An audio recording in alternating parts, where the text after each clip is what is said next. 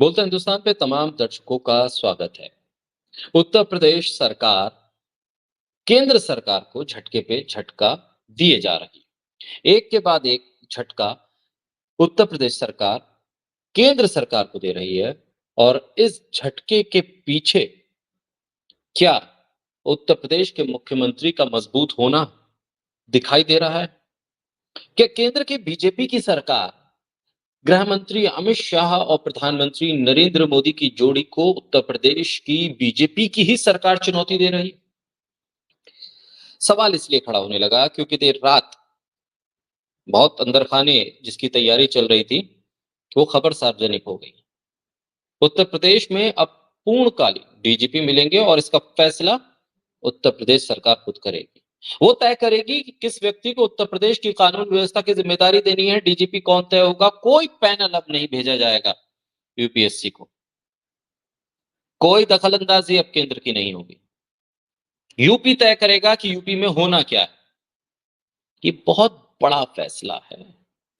देश में चौथा राज्य है उत्तर प्रदेश जिसने ये फैसला किया है और बीजेपी शासित पहला राज्य है उत्तर प्रदेश जिसने केंद्र की सरकार को चुनौती दे दी है सीधे तौर पर। अब तक पंजाब, तेलंगाना और आंध्र प्रदेश ये राज्य वो थे जहां पर डीजीपी की नियुक्ति राज्य की सरकार तय करती थी।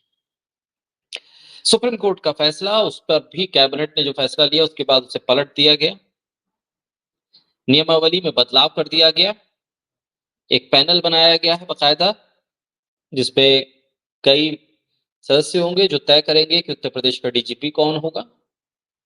नियमावली में बदलाव किया गया है। साथ ही एक शर्त यह भी है कि जिस व्यक्ति को डीजीपी बनाया जाएगा वो कम से कम 6 महीने का कार्यकाल उसका बचा हो। अब इस पर अखिलेश यादव ने मौके पर तंज कसा। उन्होंने कहा कि 6 महीने तो छोड़िए, 2 साल का कार्यकाल भी इनका नहीं बचा है, वो कैसे तय करेंगे कि डीजीपी कौन। ये लोग वापस भी आएंगे या नहीं आएंगे सत्ता में।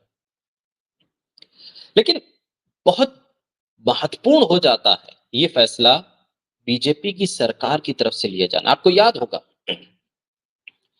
जब उत्तर प्रदेश का चुनाव हुआ, लोकसभा का चुनाव हुआ था, तो उत्तर प्रदेश से बीजेपी को कितनी सीटों का नुकसान हुआ। उसके बाद ये खबर बार बार आने लगी, ये सवाल उठने लगे कि क्या अब एक्शन होगा यूपी में, बीजेपी क्या एक्शन लेने जा रही है। क्योंकि भाई बहुत बड़ा नुकसान हुआ है बीजेपी को उत्तर प्रदेश में और जिसका नतीजा यह है कि बीजेपी को नीतीश कुमार और चंद्रबाबू नायडू का सहारा लेना पड़ा। अब क्या कार्रवाई करेगी बीजेपी? क्या मुख्यमंत्री बदला जाएगा? क्या संगठन में बदलाव होगा? क्या प्रदेश अध्यक्ष को हटाया जाएगा? क्या होगा? और लामबंदी आपने देखा कि केशव प्रसाद मौर्य ने किस तरह से करनी शुरू की थी। खुलकर बगावत हो रही थी, खुलकर बगावत, लेकिन कुछ नहीं हुआ। आरएसएस ने योगी आदित्यनाथ को बैक किया, आरएसएस योगी आदित्यनाथ के साथ खड़ा हो गया और केंद्र की बीजेपी सरकार, केंद्रीय नेतृत्व बीजेपी का कुछ भी नहीं कर पाया। इतना मतलब हार क्यों हुई ये वजह भी सामने नहीं आ पाई।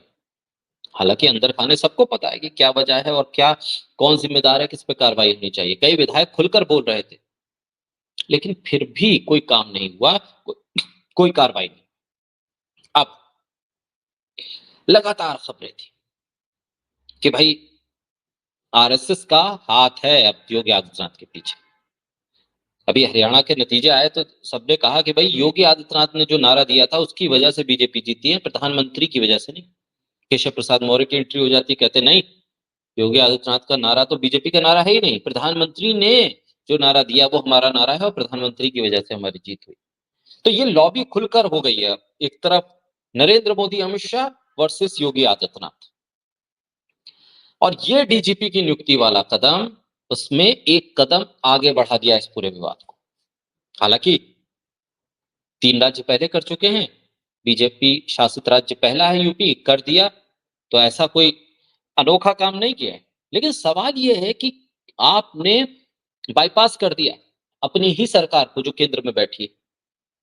क्योंकि कानून व्यवस्था उत्तर प्रदेश की इस हद तक खराब हो रही है, कभी भी किसी को भी गोली मार दी जा रही है, किसी के घर में जाकर हमला कर दिया जा रहा है। राह चलते लोगों को गोली मारी जा रही है, चोरी हो रही है, दिन दहाड़े चोरी हो रही है, एनकाउंटर करने पड़ रहे हैं उत्तर प्रदेश में। हालात ये हैं कि हर रोज एक ऐसी घटना सामने आती है जो कम से कम सोशल मीडिया पे वायरल हो जाती है, और उसके बाद अनगिनत घटनाएं ऐसी हैं जो खबर का हिस्सा भी नहीं बन पाती। चोरी, डकैती, लूट, हत्या, फायरिंग, तमाम तरह की घटनाएं हो रही हैं उत्तर प्रदेश में। सवाल यह है कि आखिर उत्तर प्रदेश में कानून व्यवस्था कहां है जिसका दम योगी आदित्यनाथ भरते हैं?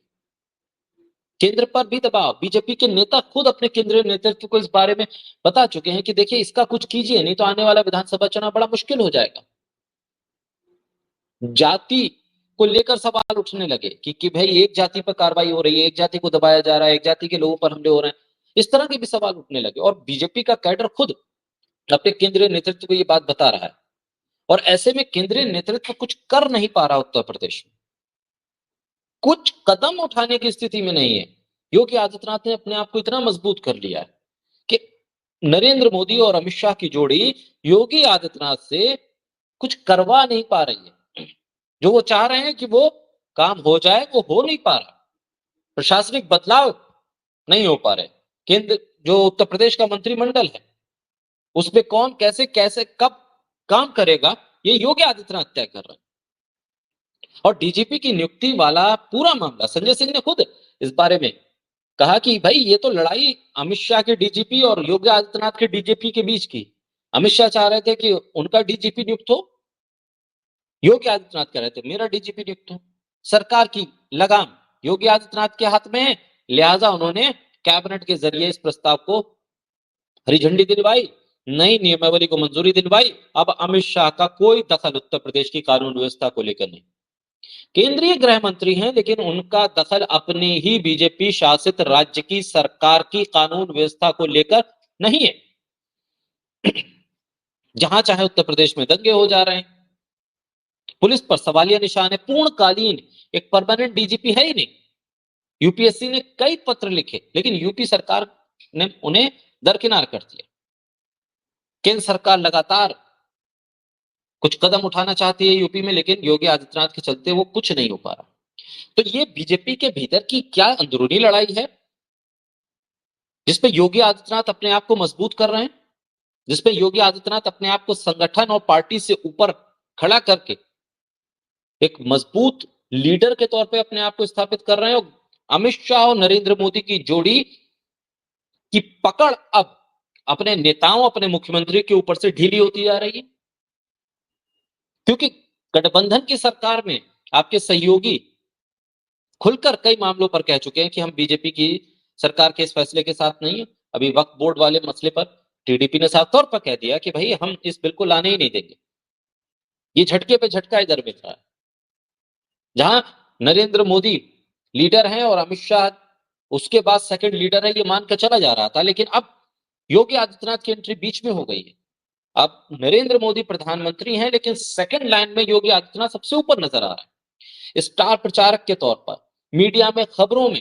आप देखिए नोएडा का मीडिया अमित शाह की जगह योगी आदित्यनाथ को बहुत ज्यादा अहमियत दे रहा है। बटेंगे कटेंगे वाला जो नारा है, उसको लेकर हरियाणा की जीत का सेहरा योगी आदित्यनाथ के सर पर नोएडा के मीडिया ने बांध दिया। नरेंद्र मोदी, अमित शाह का जिक्र तक नहीं हुआ। इसलिए इसीलिए जो संजय सिंह कह रहे हैं उसमें कुछ ना कुछ दम जरूर है कि क्या ये बीजेपी की अंदरूनी लड़ाई है, नरेंद्र मोदी अमित शाह वर्सेस योगी आदित्यनाथ है, जिसकी वजह से ये फैसला हुआ और रातों रात फैसला हो गया। बहरहाल अब ये देखना होगा कि नई नियमावली आने के बाद, नए तरीके से डीजीपी की नियुक्ति होने के बाद, क्या उत्तर प्रदेश की कानून व्यवस्था कुछ सुधरेगी, कुछ लगाम लग पाएगी?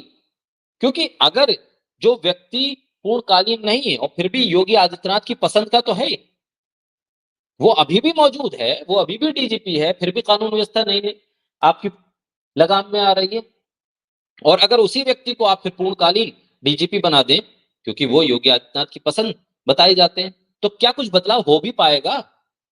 क्योंकि आप चेहरे नहीं बदल रहे, आप काम करने का तरीका नहीं बदल रहे, आप सिर्फ नियुक्तियां बदल रहे हैं, आप अपने आप को सिक्योर कर रहे हैं, अपने लोगों को सिक्योर कर रहे हैं, उनको परमानेंट करने की कोशिश कर रहे हैं, उनको कुर्सी से चिपका कर रखने की कोशिश कर रहे हैं। जमीन पर क्या बदलाव होगा, यह सबसे बड़ा सवाल है।